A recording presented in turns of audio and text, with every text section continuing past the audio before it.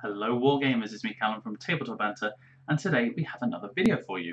So, it's been a little while, I say a little while, a few days maybe a week or so since I've done an update for the Emperor. Now, I've been a busy boy with my Space Marines, I've really enjoyed them, they're over there at the moment, ready to be displayed. But I've really enjoyed getting them together. I've really enjoyed the way this list is going, and I can tell you now that I'm one purchase away from a 1500 point list, and once I've got those together, painted all of it up, I will do a proper army showcase of 1500 points, which hopefully will be done by the summer, with an aim to having a nice game against Harry and maybe a couple of his armies. So it'd be interesting to see how I can get them all together anyway. So they're just over here, and what I'm going to do is 3, 2, 1. Let's take a look. So here they are. This is Scout Squad Alpha. So this is the very first Scout Squad I've ever painted up. You can see I finally picked a basing scheme for the entire army now, and that is sort of a city fight with flock. This way they tend to fit most board you're playing on. I think it looks quite cool. I've done the freehand on the side of the on the shoulder plates, the Greek symbol for Alpha, and the obviously Kakarian Crimson symbol.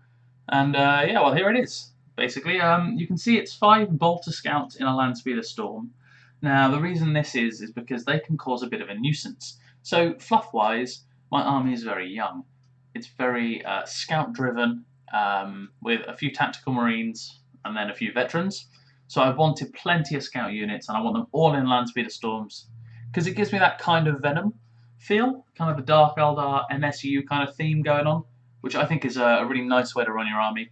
So, yeah, I basically just wanted to go over that, and I'll explain a little bit more what I've done. So, excuse me, you can see I've painted these first two guys here, or these first two guys are the closest, so it's easier to explain. All my sergeants have two red shoulder pads to denote that they are veterans, even if they are veteran or not, because it's nice to have that recognition.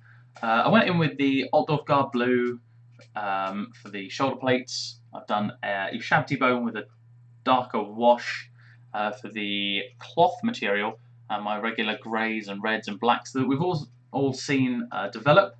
Except this was a more tabletop standard kind of paint job, because okay, if I play my game right, they won't actually make it out onto the board. And if I play my game wrong, they're not going to last long enough to be looked at for very long. Those are my thoughts. So I've done this to a much more tabletop kind of standard. I can always go in and edge highlight if needs be, but it is very much a case of applying washes in the right areas and a bit of simple base coating that I've done.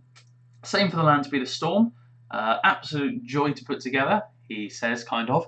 The middle bit of the vehicle doesn't quite fit the way I wanted it to. I've got another one of these to build, because I've painted up 5 more Scouts as well. I batch painted all 10. I now need to build myself another Landspeeder Storm, and so those will be my troop choices, or my primary troop choices. I will hope to have approximately 4 units of this in an 1850 point list, and it's exactly WYSIWYG what you see is what you get there. So that's 5 Bolter Scouts, and that is including the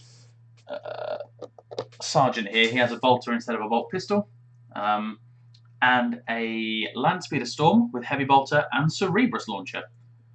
So thanks very much for watching. I know it's been a quick update. It was just really to show you what I've been up to with my For the Emperor stuff. I'm very excited, because it is reaching that point where I've got these last couple of things going on in order to have a nice 1500 point list that I can go out and play.